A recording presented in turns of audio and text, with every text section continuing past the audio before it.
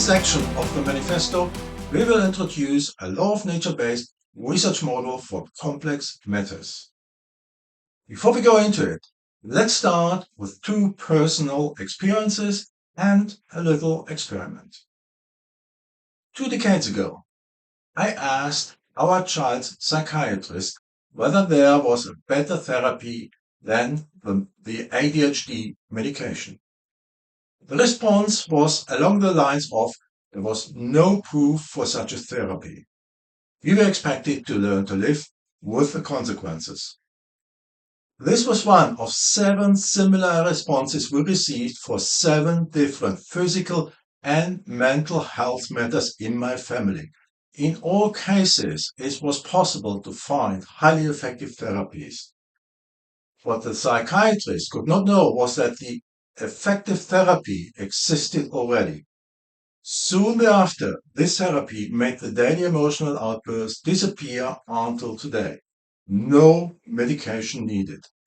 And by the way, this was just a side effect of the treatment for dyslexia. No second treatment was needed. What made this possible were obviously simple interventions applying practices of the tipping point and capacity bottleneck laws of nature. Later we found various treatments which appeared to apply practices of these laws without the experts being aware. We tried to get research projects started, but only received reactions like, interesting, doesn't fit my discipline protocol or charity. With this introduction, let's do the experiment. Like we were told by health services professionals, imagine, for multiple health matters in your family, you were told one way or the other, we're sorry, there's no proof for better therapy. You have to learn to live with the consequences. Years later, you discovered that many others had found treatments that delivered the needed results.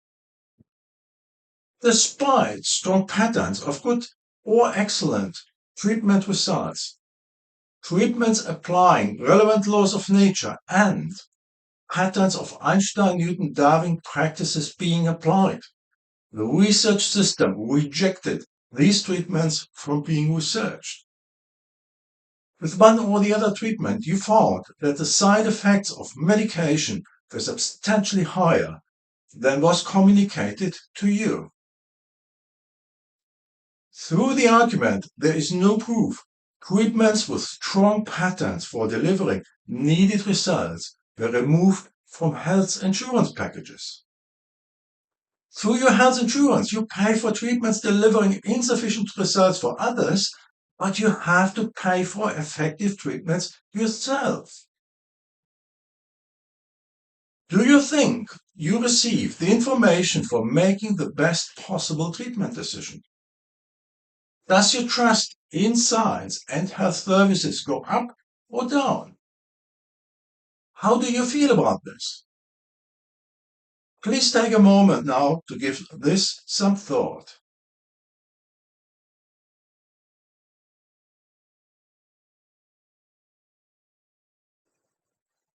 Whatever your answers, all I can say is this.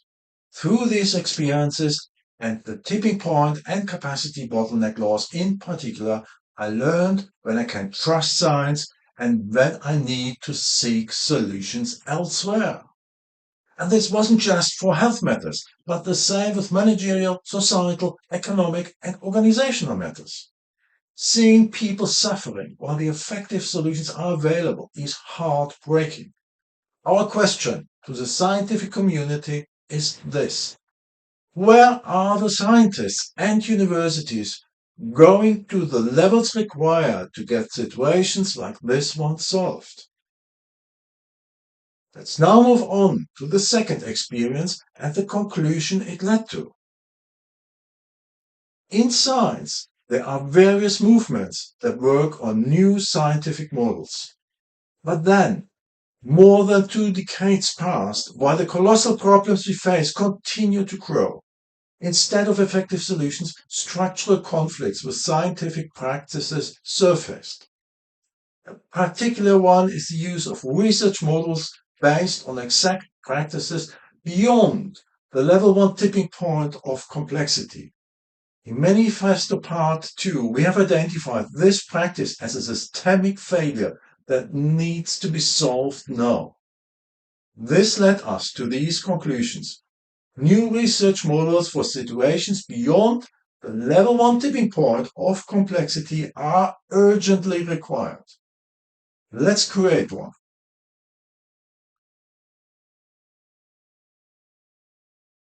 To create a research model for situations beyond the level 1 tipping point, we need an area where it can be applied. Health services is highly complex and in crisis mode across the globe. This looks like a great area to design it for. As done before, we apply the Einstein-Newton-Darwin practices and go straight to the system level. But then, where shall we start? Why not start with one of the largest conferences? At the conference of the Society for Neuroscience, 12,000 to 16,000 research abstracts were presented each year since 2008. Hold on. These numbers tell us that the number of research projects has grown exponentially and that the tipping point and capacity bottleneck laws apply. At the 2008 conference, where a poster presentation of mine was accepted, I searched for presentations applying the practices of the capacity bottleneck law and for presentations addressing the brain as a single system. Okay, I may have missed them in the overload of presentations, but I could not find any such presentations. Instead, dominant patterns were presentations addressed situations beyond the level 1 tipping point by applying exact practices such as working in boxes, proof in boxes, step by step, and mathematics. When we now look at the tipping point and capacity bottleneck laws, there is a practice we can use to build a research model for situations beyond the level 1 tipping point. The roundabout practice. This practice implies that the structure is provided through which those with the highest interest are enabled to make the decisions. On the road, that's the drivers who want to get from A to B quickly. With health matters, it is those in need of treatment. Let's call this the roundabout research model for complex health matters.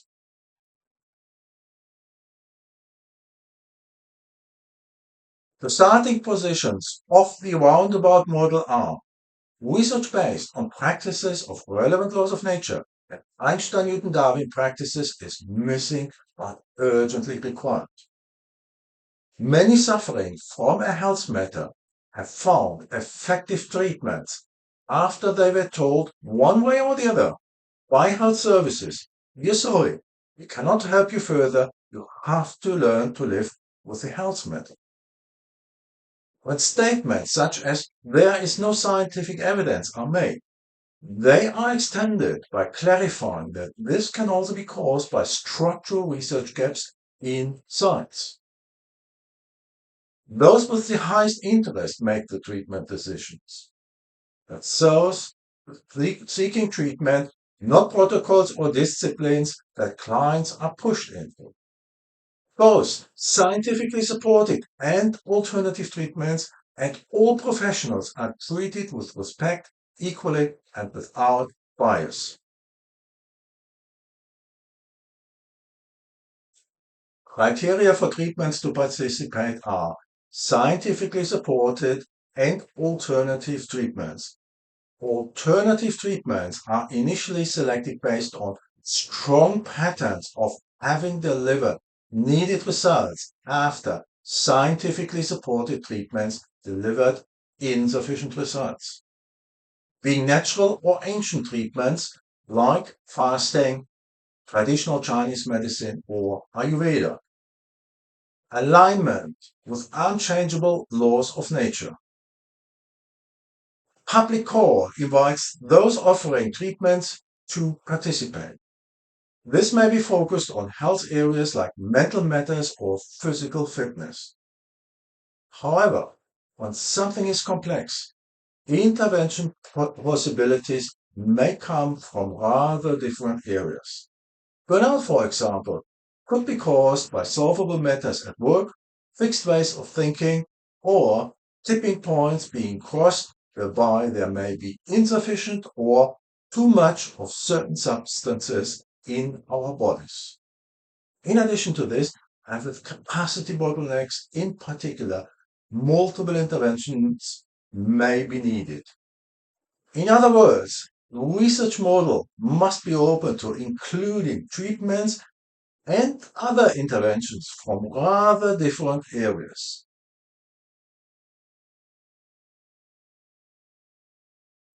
Essentials of the research roundabout are: the roundabout is initially for health matters to which highly effective treatments remain to be found. Those seeking treatment are informed about available treatment possibilities plus the starting positions of point 1. Whether the potential treatments are scientifically supported or alternative. The proof status of scientifically supported treatments. Treatment results of earlier treatments. Part 1 is as experienced by those with the highest interest, the clients. Part 2 is as measured by exact practices when available and not conflicting with relevant laws of nature.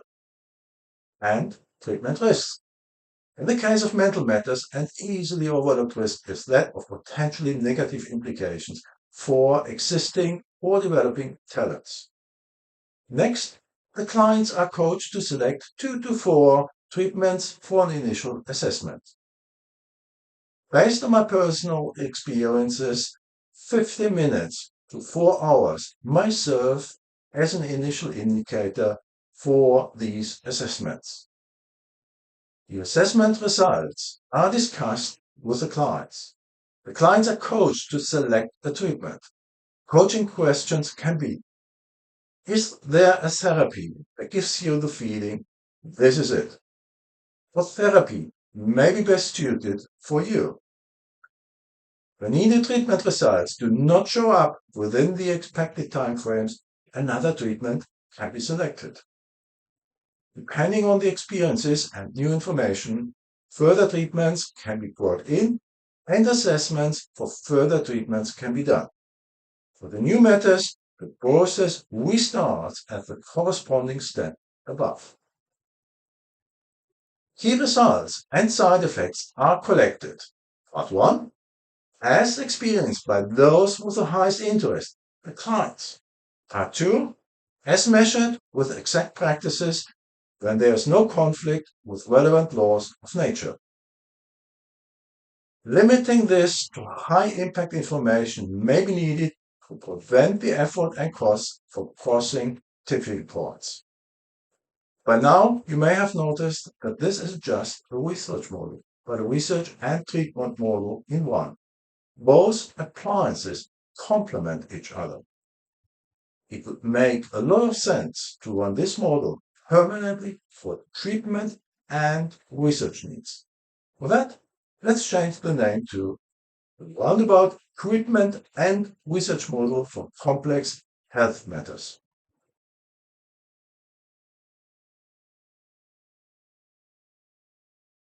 Again, it's time for guiding questions. Let's start with efficiency versus health needs. Have all decision makers in higher places of health services taken the Hippocratic Oath?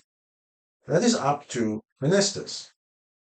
Are relevant laws of nature, open practices beyond the level 1 tipping point of complexity, and core human values and essential behaviors integral to decision-making processes? Universities and associated institutions. With research applying practices working well beyond the level 1 tipping point of complexity. What are the research models for situations beyond the level 1 tipping point of complexity?